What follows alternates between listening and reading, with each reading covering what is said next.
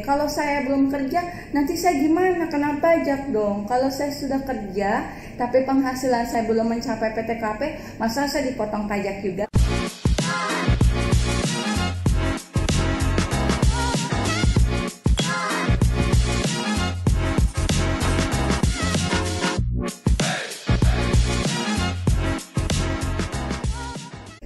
Halo, selamat datang di podcast KPP Madya Gresik, inspiratif dan solutif. Selamat pagi kawan pajak, karena di sini kita acaranya masih pagi-pagi, jadi saya menyapa kawan pajak di rumah. Selamat pagi kawan pajak, semoga paginya kawan pajak pagi ini cerah sekali. Nah kawan pajak, pada pagi hari ini kita akan podcast nih untuk episode yang keempat. Kita akan ngebahas tentang NIK sebagai NPWP yang pastinya nih saya yakin banget kawan pajak di rumah itu pasti penasaran banget. Kok bisa sih NIK sebagai NPWP? Kalau saya belum kerja, nanti saya gimana? Kena pajak dong. Kalau saya sudah kerja, tapi penghasilan saya belum mencapai PTKP, masa saya dipotong pajak juga? Pasti banyak banget pertanyaan dari kawan pajak tentang NIK sebagai NPWP. Nah, kita akan bahas pada pagi hari ini tentang NIK sebagai NPWP. Dan telah hadir bersama kita dari fungsional penyuluh KPP Madya Gresik. Sebelumnya saya akan perkenalkan diri dulu. Kalau saya sendiri sebagai host di sini, nama saya adalah Zakia. Saya salah satu penyuluh yang ada di KPP Madya Gresik. Dan bersama saya sudah hadir juga dari penyuluh KPP Madya Gresik, Mbak Rizky Fitriana. Selamat pagi Mbak Rizky. Selamat pagi Mbak Zakia. Selamat pagi kawan pajak. Senang sekali pagi hari ini dapat bertemu kembali dengan kawan pajak di podcast episode 4. Oke kawan pajak, di episode kali ini kita akan membahas NIK menjadi NPWP seperti apa yang tadi udah disinggung oleh Mbak Zakia. Oke, gimana Mbak Zakia? Iya, ini menjadi keresahan banyak teman-teman saya, keluarga saya, sahabat saya, kawan pajak di rumah. Pasti ini resah sekali. Gimana sih Mbak? Kok bisa NIK saya sebagai NPWP nanti saya dipotong pajak gitu ya? Oke kawan pajak, gini dulu deh. Sebelum kita bahas lebih lanjut mengapa ada transformasi NIK menjadi NPWP, ada baiknya kita tahu dulu deh latar belakang mengapa sih Direktorat Jenderal Pajak mengambil kebijakan ini. Jadi pada dasarnya seluruh kebijakan yang dilakukan oleh Direktorat Jenderal Pajak pada dasarnya menuju satu inti. Satu inti itu apa? Jadi kebijakan yang dibentuk oleh Direktorat Jenderal Pajak itu tentunya membentuk suatu relevansi dengan perkembangan zaman nih Mbak Zakia. Jadi kan sekarang era digital nih. Jadi dengan adanya era digital ini DJP menangkap segala perubahan, hambatan, kesempatan untuk ditangkap sebagai sesuatu yang positif. Betul. Nah, sesuatu yang positif itu bagaimana? Jadi misalkan seperti NIK menjadi NPWP ini. Jadi dengan latar belakang seperti itu, harapannya akan menjadi suatu efektivitas dengan adanya single informasi NPWP. Nah, kemudian yang kedua akan tercipta suatu keadilan, kepastian hukum dan kesetaraan bagi kawan pajak. Iya, jadi kita jangan mau ya Mbak ya ketinggalan sama era digital. Semuanya sudah koneksi gitu. Betul, kita betul. pengen dong kayak yang lain, NPWP kita ini kemana-mana tuh sudah connect, NIK-nya sudah connect. Nah, gimana? Itu latar belakangnya ya ternyata. Oke. Nah, ada lagi nih Mbak Zakia, dengan gitu ya kita jadi dompet yang kemarin penuh dengan kartu-kartu. Iya, betul. Kalau kita mau yang simple nih, kalau tadi kita udah ngobrolin yang kayak latar belakang secara formal lah kayak gitu. Nah kalau dari sisi kita kan kita makin menghemat space di dompet nih. Kalau yang kemarin itu tebel kartu-kartu, ada KTP, ada NPWP, sekarang cuma tinggal KTP doang atau NIK aja. Nggak gitu. perlu ya Mbak, saya beli lagi card holder. Nggak sama. Padahal selama ini kartu saya juga sedikit. Oke, jadi kali ini nih kawan pajak, saya sama Mbak Zakiani membawa materi yang sebenarnya materi ini itu sudah ejawantah dari Undang-Undang HPP yang diundangkan di 29 Oktober 2022 kemarin. Nah, salah satu materinya adalah tentang NIK menjadi NPWP. Nah, kemudian baru-baru ini lebih apa ya, dispesifikasikan lagi ya aturannya jadi di PMK 112 PMK 3 2022. Nah di situ Mbak Zakia tidak hanya mengatur transformasi NIK menjadi NPWP, tapi juga mengatur tentang penghapusan NPWP cabang nih. Oke, jadi banyak yang diatur di sana ya. Jadi kurang lebih intinya sih dua. Jadi pengaturan NIK menjadi NPWP yang tentunya nantinya berdampak pada digitasi NPWP yang semula 15 digit menjadi 16 digit lainnya NIK. Kemudian yang kedua ada materi tentang penghapusan NPWP cabang seperti itu. Jadi kalau boleh saya simpulkan ya, simpelnya nih kita akan membahas di dalamnya itu ada NPWP, penggunaan NIK sebagai NPWP, juga di sana itu ada tentang penghapusan NPWP juga ya Mbak ya. Betul Mbak Zakia, betul sekali Mbak sekali. Nah untuk penghapusan NPWP cabang ini tentunya kawan pajak mungkin bertanya-tanya, terus kalau NPWP cabang dihapus terus bagaimana gitu kan? Iya, betul, nah ini di PMK 112 ini ada sesuatu yang baru nih. Jadi ada yang namanya NIPKU, nomor induk tempat kegiatan usaha.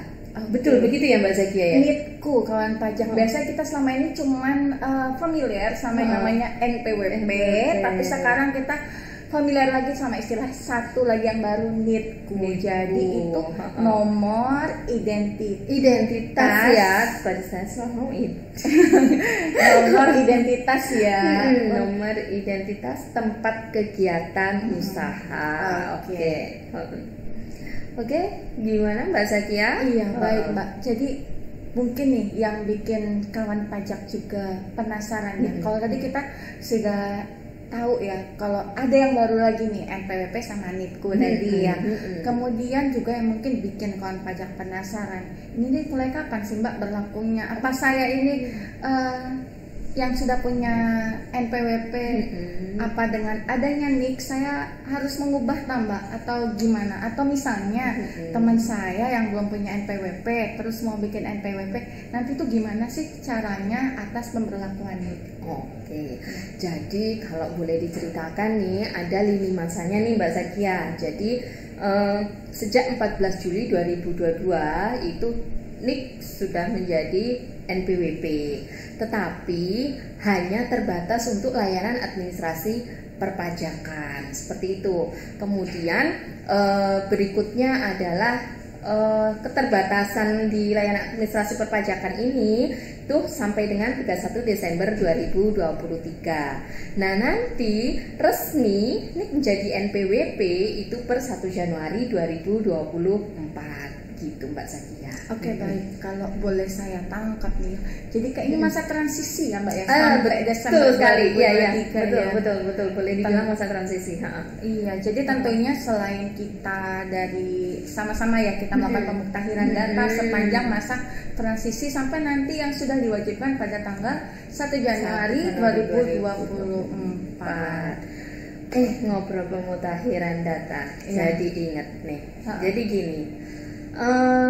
Siapa sih subjek pajak yang diatur di PMK 112 nih ya? Ada orang pribadi, kemudian badan, kemudian instansi pemerintah, cabang, dan warisan yang belum terbagi nih. Jadi ada 5 ya Mbak ya? 5, betul Mbak Zakia. Nah kemudian apakah serta-merta nih, apakah tidak melalui ada proses lebih lanjut? Misal tadi Mbak Zakia menyampaikan pemutahiran ya, menyampaikan pemutahiran. Jadi sebenarnya tahapannya itu seperti ini kawan pajak. Jadi ketika kawan pajak memiliki NPWP sebelum berlakunya PMK 112, maka kawan pajak bisa melakukan validasi mandiri nih. Lewat saluran mana? Jadi ada DJP online, kemudian bisa juga datang ke KPP terdaftar, bisa juga melalui call center kering pajak, maupun saluran lain yang ditentukan oleh Direktorat Jenderal Pajak. Nah, bagi kawan pajak yang sebelum PMK 112 kemarin sudah terdaftar NPWP 15 digit, cukup melakukan validasi Cukup melakukan pemadanan terlebih dahulu, kemudian divalidasi dengan data Dispenduk Capil dan Kemendagri. Betul ya Mbak Zakia? Iya, Seperti betul itu sekali. ya. Nah, kemudian bagi kawan pajak itu tadi yang berlaku untuk wajib pajak orang pribadi ya. Kemudian bagi kawan pajak yang wajib pajak orang pribadi terdaftarnya setelah berlakunya PMK 112 ini, nantinya ketika mendaftarkan diri untuk mendapatkan nomor pokok wajib pajak, nah kawan pajak ini mendapatkan yang 15 digit NPWP Mbak Zakia. Tapi kemudian ditindaklanjuti dengan aktivasi dari petugas KPP seperti itu. Nah, kemudian setelah diaktifasi ya sampai dengan 31 Desember 2023, kawan pajak yang baru terdaftar setelah PMK 112 tadi nih masih menggunakan NPWP 15 digit. Jadi NIK-nya baru bisa digunakan nanti 1 Januari 2024. Baik. Ini semacam sekali mandalin 2-3 bulan terlampaui, jadi sudah terjawab semua. Jadi memang tadi kalau saya ini ya, kalau saya simpulkan lagi ya. Kalau tadi Mbak Rizky sempat membahas bahwasanya ada mungkin kalau kita kategorikan ada kategori WPOP yang memang dia itu sudah punya NPWP sebelum PMK ini mulai berlaku, atau dia dalam kondisi dia belum punya NPWP tapi ingin mendaftarkan diri untuk diberikan NPWP seperti itu ya Mbak ya. Jadi kalau yang sudah punya NPWP ini nanti dia cukup langsung validasi aja ya Mbak ya. Betul. Jadi nanti bagi kawan pajak orang pribadi yang sudah memiliki NPWP sebelum berlakunya PMK 112 ini, nanti setelah dilakukan pemadanan dilakukan validasi. Nah, dilakukan validasi ini nantinya Mbak akan ada 2 jalur. Jalurnya gimana? Di validasi ini ada yang valid, ada yang kemudian tidak valid. Oh, itu hasil pemadanannya tadi ya, valid dan tidak valid. Nah, kawan pajak sebagai informasi, Mbak Rizky sudah mencoba langsung. Jadi kita mendengarkan dari yang sudah mempraktekkan. Nah, ini asik banget kalau kita sudah mempraktekkan ya. Jadi kita tinggal nyontoh aja lah. Saya juga nyontoh ini. Jadi boleh disambung nih ya Mbak Zakia ya. Jadi tadi kalau misalkan kawan pajak ternyata sudah melakukan pemadanan kemudian validasi ternyata hasilnya valid seperti yang pernah saya lakukan kapan hari itu, saya nyoba-nyoba nih ternyata valid, ya sudah saya coba logout dari DJP online, masuk lagi DJP online, langsung masukin NIK nih 16 digit langsung bisa lancar jaya. Tetapi ada nih kawan pajak yang ternyata setelah proses validasi itu ternyata datanya tidak valid. Nah, kalau datanya tidak valid bagaimana nih kawan pajak? Apa yang harus dilakukan oleh kawan pajak? Jadi kawan pajak mengkonfirmasi terlebih dahulu ke kantor pajak untuk melakukan perubahan data. Nah, perubahan datanya apa aja gitu kan ya Mbak Zakia? Mungkin kawan pajak nanya nih, apa sih yang menyebabkan saya tidak valid? Betul. Jadi bisa jadi ada data yang masih belum sinkron atau belum pas terkait dengan email, kemudian nomor HP, kemudian alamat tempat tinggal, KLU dan unit keluarga. Karena memang 5 ini yang nantinya kalau misalkan kita masuk lewat DJP online nih Mbak Zakia ya, ternyata hasil validasinya tadi valid seperti saya kemarin valid, itu tetap saya harus mengisi di ada menu untuk pengisian NIK. Nah, di situ saya ngisi NIK. Terus setelah itu bergeser ke menu selanjutnya untuk perubahan clue-nya. Jadi semula itu clue-nya masih kosong, tapi saya lupa untuk notifikasinya apa saya lupa, tapi kosongan memang clue-nya kosongan. Kemudian di situ saya memilih clue. Setelah memilih clue, selanjutnya ada pengisian nomor kartu keluarga. Kemudian selanjutnya lagi tentang unit keluarga. Jadi berapa jumlah anak seperti itu. Oke, mungkin berarti- terkait dengan PTKP ya Mbak Zakia. Oh iya betul Iya. sekali, karena kan kalau PTKP memang kan kita memperhitungkan ya sudah menikahkah, Betul. anaknya berapa, seperti itu ya. Jadi kawan pajak ini meskipun sedang valid tetap dilakukan validasi, mengupdate datanya ya, Betul. data kakaknya, kemudian data KLU-nya juga ya Mbak Rizky Betul. ya, supaya data ini benar-benar valid nih, nanti Valid. siap digunakan di 1 Januari 2024. Betul, kawan Seperti pajak. itu. Nah, kalau tadi itu kita ngebahas yang sudah punya NPWP. Oke. Kalau yang belum punya NPWP tadi sempat disinggung ya Mbak ya. Kalau belum punya NPWP silakan mendaftarkan diri ya. Yang belum punya NPWP setelah PMK 112 ini mulai berlaku, Oke. silakan mengajukan aktivasi NIK ya Mbak ya. Betul, Betul, ya? istilahnya aktivasi. Aktivasi Betul sekali. NIK ya. Kemudian nanti DJP akan memberikan NPWP 15 digit. Betul seperti itu Mbak? Betul sekali Betul, Mbak ya. Zakia. Jadi kawan pajak udah nggak ragu nih untuk datang untuk aktivasi NIK-nya ke KPP. Nggak kayak dulu ya Mbak yang banyak formulirnya itu. Enggak ya. DJP kan sekarang sudah menuju ke tadi ya, relevansi dengan dunia digital. Jadi DJP berupaya untuk paperless. Ya, sehingga tuh paper Yes. Ya, Jadi kan sekarang banyak nih yang semua pelayanan DJP serba online kan. Jadi nanti NIK NPWP juga jika ini kan masih sampai 1 Januari 2024 nih Mbak Zakia. Nah, sepanjang rentang itu kan tadi Mbak Zakia sempat bilang ini istilahnya masa transisi tadi ya. Nah, selama masa transisi ini jadi wajib pajak itu dapat melakukan validasi secara mandiri via DJP online. Tapi jika sampai dengan waktu yang telah ditentukan kawan pajak belum melakukan validasi, nah Direktorat Jenderal Pajak menentukan secara jabatan nih Mbak Zakia. Seperti itu. Kalau kita tadi ngebahas OP nih, kalau bayangan saya tuh kita bahas OP ya tadi ya.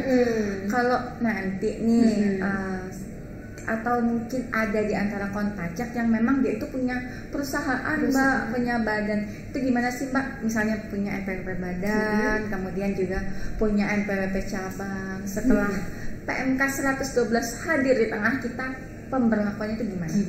Iya. Okay. Before after nih ya. Before after. Oke. Jadi kalau tadi nih sama Mbak Zakia udah bahas di orang pribadi. Oke, sekarang kita yang kedua bahas di badan atau instansi pemerintah atau atau juga non penduduk atau WNA ya. Jadi tadi yang kita maksud di orang pribadi pertama tadi orang pribadi yang penduduk. Iya.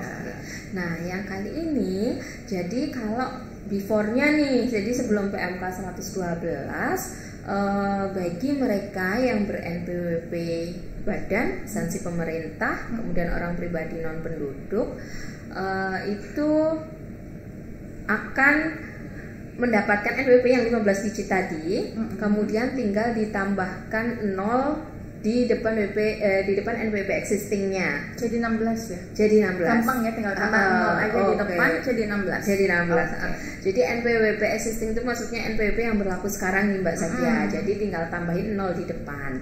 Cuman nanti ketika kawan pajak sudah menambahkan 0 di depan nih, kok masih belum bisa, pakai NPWP 15 digit dulu sampai dengan di 31 Desember 2023 seperti itu.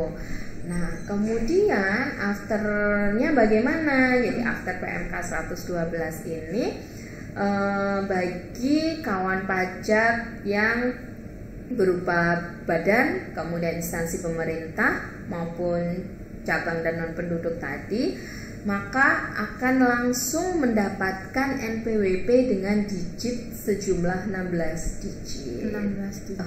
Beda nih sama orang pribadi tadi kan dapat 15 digit 15 dulu digit nih, aja, kemudian diaktifasi baru nanti 1 Januari 2024 berlaku sih NIK-nya tadi. Nah, tapi kalau misalkan wajib pajak badan ini langsung pendaftaran setelah PMK 112 langsung dapat 16 digit. Langsung dapat 16 digit. Tapi meskipun ada sedikit perubahan ya di sini ya. Jadi 16 digit untuk PP badan, cabang yang instansi pemerintah tadi ya. Cuma penggunaannya mudah ya Mbak, tinggal tambah 0 aja di depan. Betul. Dan itu yang before PMK 112. Iya. Dan saya lihat juga DJP itu fleksibel juga. Jadi kayaknya tuh ya kalau misalnya memang ini kan karena masa transisi ya, tidak memaksakan bahwasanya harus seperti itu. Jadi kalau misalnya pada saat menggunakan ternyata belum bisa, boleh nih ya Mbak balik lagi ke 15 digit, nolnya dibuang lagi gitu ya. Betul. Oke, jadi fleksibel aja kita sebelum 1 Januari 2024. Betul. Seperti itu. Kayaknya hampir sudah dibahas semua ya Mbak ya. Satu lagi mungkin pas perlakuan nanti kita udah bahas sebelum 1 Januari 2024. Nah kalau kita bahas yang 1 Januari 2024, 1 Januari 2024 nanti seperti apa Mbak pemberlakuannya? Betul. Jadi ketika nanti di 1 Januari 2024 memang secara resmi official itu sudah memberlakukan NIK sebagai NPWP bagi wajib pajak orang pribadi, kemudian bagi wajib pajak badan itu sudah 16 digit, wajib pajak instansi pemerintah dan non penduduk sudah 16 digit. Nah kemudian ini sudah mulai 1 Januari 2024 tidak hanya terbatas untuk layanan administrasi perpajakan, tapi juga sudah bisa pelayanan dengan instansi lain Mbak Zakia. Oh iya, mungkin sama kayak ini ya kali ya, pihak lain itu kadang kan kita kalau mengurus apa diminta NPWP gitu ya. Gitu ya. Oke, betul. Nah, tapi di sini ya yang ada informasi yang mau saya berikan ke kawan pajak nih. Lalu bagaimana jika kita berhubungan dengan pihak lain yang ternyata belum ada kesiapan infrastruktur terkait transformasi NIK menjadi NPWP ini bagaimana?